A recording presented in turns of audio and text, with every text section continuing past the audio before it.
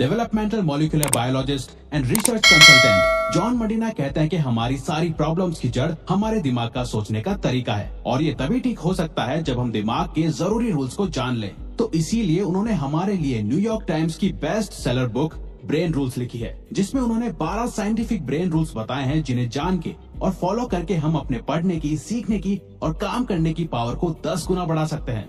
चाहे आप एक बिजनेसमैन हो या जॉब वर्किंग हो, स्टूडेंट हो या इवन टीचर, ये 12 तरीके आपकी परफॉर्मेंस नेक्स्ट लेवल पे ले जाएंगे और डेली लाइफ में आपके लिए चीजें आसान करके आपकी लाइफ को, आपको और आपके ब्रेन को पहले से बेहतर और स्मार्ट बनाएंगे। तो आइए जानते हैं वो 12 रूल्स।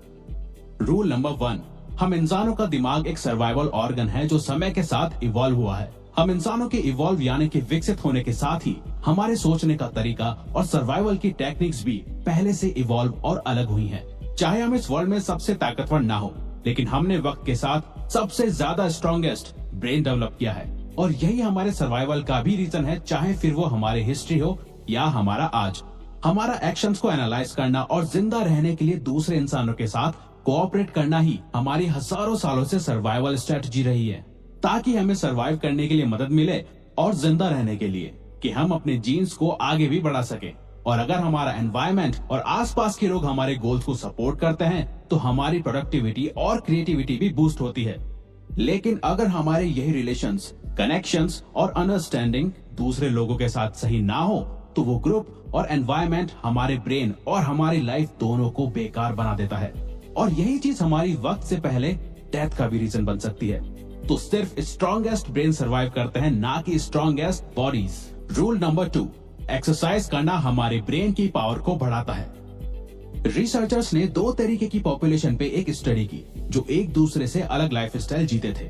ग्रुप ए में वो लोग थे जो रोजाना फिजिकल एक्सरसाइज करते थे और हाईली एक्टिव रहते थे, और वहीं दूसरी तरफ ग्रुप बी में वो लोग थे जो कोई भी फिजिकल एक्सरसाइज या एक्टिविटीज नहीं करते थे।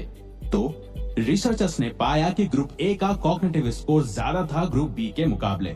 वैसे तो हमारा ब्रेन रोज 19 किलोमीटर चलने के लिए बना है, लेकिन अगर हम हफ्ते में 2 से 3 दिन 30 मिनट भी कोई फिजिकल एक्सरसाइज करें तो हम अपने दिमाग की एनर्जी को बढ़ा के सोचने और सीखने की पावर को बढ़ा सकते हैं, क्योंकि एक्सरसाइज ब्रेन में ब्लड पहुंचाती है और फिर वही ब्लड एनर्जी ग्लूकोज की मदद से ब्रेन में टॉक्सिक सेल्स को खत्म करती है, ताकि ऑक्सीजन का फ्लो हमारे ब्रेन से ब्रेन फॉग और थिंकिंग ब्लॉक क्लियर कर सके। साथ ही ब्रेन में ज्यादा न्यूरॉन्स पहुंच सके और वो न्यूरॉन्स हमारी क्रिएटिविटी और मेंटल शार्पनेस को बढ़ा सके। रूल नंबर 3, अच्छी नींद हमारी सोच को सही और प्रोडक्टिव बनाती है। प्रॉपर स्लीप ना मिलने के कारण ब्रेन हमारे फोकस करने की power, brain functions, memory, mood और इवन लॉजिकल थिंकिंग को भी वक्त के साथ डैमेज करता जाता है। एक स्टडी में ये तक पता चला कि सिर्फ 26 मिनट स्लीप नैप लेने से नासा के पायलट्स की परफॉर्मेंस 34% तक बढ़ गई थी। तो अगर आप भी दिन भर थका हुआ फील करते हो या दोपहर में आपके सोने का मन करता है तो ये कॉमन है, क्योंकि दोपहर 3 बजे के आसपास दिमाग में बायोकेमिकल्स के बीच एक जंग चल रही होती है, जिसमें एक तरफ जगे रहने की कोशिश होती है तो दूसरी तरफ सोने का मन करता है।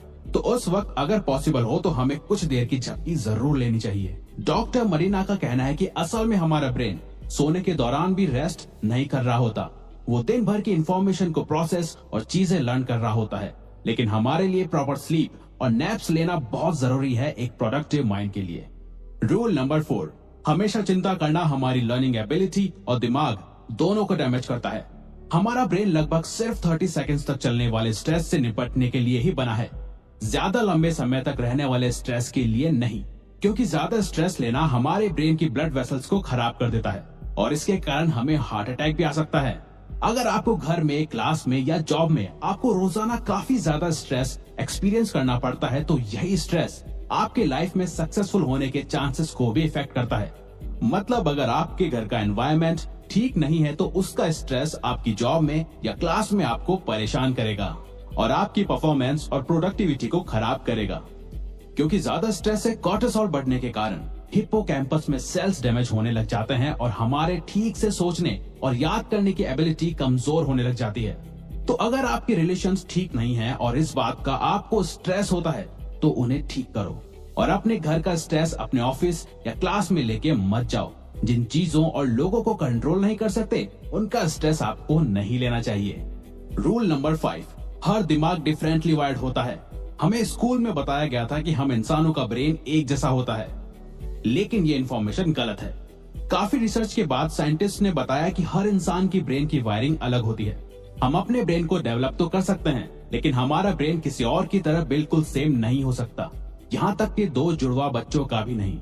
डिफरेंट ब्रेन वायरिंग को हमारा एजुकेशन सिस्टम इग्नोर करता है ग्रेड सिस्टम के थ्रू, जहां हमारे इंटेलिजेंस को हमारे टेस्ट और एग्जाम्स के मार्क्स एंड परसेंटेज से नापा जाता है, जबकि हर स्टूडेंट का, एम्प्लॉय का या कस्टमर का ब्रेन डिफरेंटली वायर्ड होता है, जिस वजह से businesses like Amazon world wide करोड़ों लोगों की इंफॉर्मेशन और इंटरेस्ट जान के सक्सेसफुल कंपनी बनी है। तभी अगर हम सिर्फ एक बार किसी प्रोडक्ट को Amazon या कोई और साइट में सिर्फ देखते हैं, तो फिर वो प्रोडक्ट हमारे सारे सोशल मीडिया प्लेटफॉर्म में हमें दिखाई देता है। रूल नंबर 6, हम इंसान बोरिंग चीजों पे ध्यान नहीं देते। हम सिर्फ उन्हीं चीजों पे ध्यान देते हैं जिनके पीछे हमारा इंटरेस्ट, प्रॉफिट, इमोशन या कल्चर जुड़ा हुआ हो। इस बात से फर्क नहीं पड़ता कि आप कौन हो, आपका ब्रेन कॉन्शियसली या सबकॉन्शियसली इन क्वेश्चंस पे फोकस करता है। जैसे, क्या मैं ये खा सकता हूँ? क्या ये मुझे खा सकता है? क्या मैं इससे रिलेशन बना सकता हूँ? या क्या मैंने इसे देखा है? और इंटरेस्ट या रीजन ढूंढता है। ब्रेन मल्टीटास्किंग के लिए नहीं बना, लेकिन फिर भी ऑफिसेज और स्कूल्स मल्टीटास्किंग करना एनकरेज करते हैं। मल्टीटास्किंग हमारी गलती और फेलियर के चांसेस 50% तक बढ़ा देती है। रूल नंबर 7, हमें कुछ भी सीखने के लिए या याद रखने के लिए इंफॉर्मेशन को रिपीट करना चाहिए। हमारा ब्रेन कुछ इंपॉर्टेंट इंफॉर्मेशन को ही ज्यादा देर तक स्टोर करके रखता है, बाकी की अनइम्पोर्टेंट चीजों को हमारी शॉर्ट टर्म मेमोरी इरेज करना शुरू कर देती है। तभी विजन बोर्ड, रिटन गोल्स या रिमाइंडर्स जरूरी है हमारे ब्रेन को याद दिलाने के लिए कि ये इंफॉर्मेशन इंपॉर्टेंट है। अगर आपको किसी चीज को याद करना है या किसी चीज को सीख के उसमें बेस्ट बनना है, तो आप उस चीज को हर कुछ देर बाद रिपीट करो, जिससे कि प्रैक्टिस हो सके और बार बार एक ही चीज पे ध्यान रखा जा सके। रूल नंबर 8, हमारे सभी सेंसेस एक साथ काम करते हैं, तो हमें उन सभी का पूरी तरह से यूज करना चाहिए। हमारी स्मेल करने की सेंसेस ही बटरी पॉपकॉर्न से सीधा हमें मूवी थिएटर की याद दिलाती है, या बारिश और फूलों की खुशबू हमें किसी पर्सन, सिचुएशन और जगह की याद दिलाती है। तो अगर आपको पढ़ते वक्त या काम करते वक्त कुछ याद करना हो, तो आप उसके साथ एक स्मेल या फ्रेग्रेंस को जोड़ सकते हो। अब चाहे ये आपका परफ्यूम हो या रूम कैंडल, आपको जब भी वो स्मेल आएगी, आपको पास्ट में हुई इंफॉर्मेशन याद आएगी, और इसके चांसेस 10 से 50% भी हो सकते हैं। रूल नंबर 9, हमारी देखने की सेंस हमारी सभी सेंसेस से ज्यादा होती है।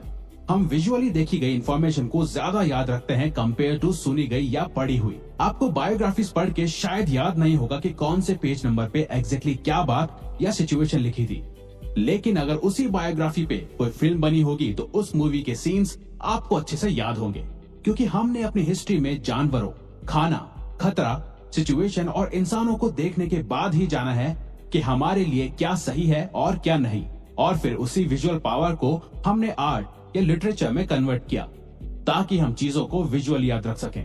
रूल नंबर 10, म्यूजिक सुनना या कंपोज करना हमें स्मार्ट बना सकता है। डॉक्टर मरीना की वाइफ भी एक क्लासिकल म्यूजिक कंपोजर रह चुकी हैं, और उन जैसे ही काफी म्यूजिशियंस को ऑब्जर्व और स्टडी करके ही ऑथर ने जाना कि हमारा म्यूजिक टेस्ट हमारी पर्सनैलिटी को शो करता है, और म्यूजिक हमारी मेमोरी और स्किल्स को शार्प भी कर सकता है। म्यूजिक कंपोज करना हमारी रीडिंग एबिलिटी, मैथ्स और इमोशनल इंटेलिजेंस को बढ़ा सकता है, और म्यूजिक सुनना हमारे मूड को चेंज और वोकैबुलरी इंप्रूव कर सकता है। ये एज टू एज और इंटरेस्ट में डिपेंड करता है। रूल नंबर 11, मेल और फीमेल का दिमाग एक दूसरे से डिफरेंट होता है। एक बार रिसर्चर लैरी केहिल ने मेल्स और फीमेल्स को एक हॉरर मूवी दिखाई और पाया कि उस दौरान मेल्स के ब्रेन का सिर्फ राइट हेमिस्फीयर काम कर रहा है और लेफ्ट हिस्सा शांत था, वही फीमेल्स का लेफ्ट हेमिस्फीयर काम कर रहा था और राइट हिस्सा शांत था, जिससे उन्हें पता चला कि मेल्स और फीमेल्स का स्ट्रेस हैंडल करने का, सोचने का और काम करने का तरीका एक दूसरे से काफी अलग होता है। और ऐसी ही काफी केस स्टडीज करने के बाद मेंटल हेल्थ प्रोफेशनल्स को पता चला कि फीमेल्स मेल से ज्यादा डिप्रेस्ड होती हैं और नर्वस हो जाती हैं, और प्यूबर्टी के दौरान वो काफी एंजाइटी भी फील करती हैं। वहीं लड़के प्यूबर्टी के दौरान एंटी सोशल हो जाते हैं। मेल्स और फीमेल्स का इमोशंस को हैंडल करने का तरीका भी एक दूसरे से काफी अलग होता है। रूल नंबर 12, हम इंसान एक पावरफुल और नेचुरल एक्सप्लोरर्स हैं। हमेशा कुछ नया एक्सप्लोर करने का डिजायर हमें कभी भी अकेला नहीं छोड़ता, लेकिन हम ज्यादातर अपनी क्लासेस या ऑफिस के क्यूबिकल में ही फंसे रहते हैं, जबकि हम ह्यूमंस नई चीजें एक्सप्लोर करने के लिए और सीखने के लिए बने हैं। हम बचपन में कितने क्यूरियस होते हैं, हर एक चीज को तोड़ के या खोल के हमें उसके बारे में जानना होता था, लेकिन यही चीज उम्र बढ़ने के साथ कम हो जाती है। गूगल अपने एम्प्लॉयज को हमेशा एटलीस्ट 20% टाइम देता है एक्सप्लोर करने के लिए, और यही एक्सप्लोरेशन ने जीमेल और गूगल न्यूज आइडियाज को इन्वेंट करा। तो हमें भी बच्चों की तरह ही कुछ डिफरेंट एक्सप्लोर या ट्राई करते रहना चाहिए ग्रेट आइडिया और ब्रेन ग्रोथ के लिए। तो ये वीडियो यहीं खत्म होती है। अगर आप चाहते हो कि हम किसी पर्टिकुलर टॉपिक पे या प्रॉब्लम पे वीडियो बनाएं, तो प्लीज कमेंट बॉक्स में बताओ। हम उस पे वीडियो बनाने की कोशिश करेंगे, क्योंकि हम यहाँ आपकी हेल्प करना चाहते हैं। और हाँ, सब्सक्राइब करके और बेल आइकन को ऑन करके इस चैनल को ग्रो करने में सपोर्ट करो। Thank you for watching.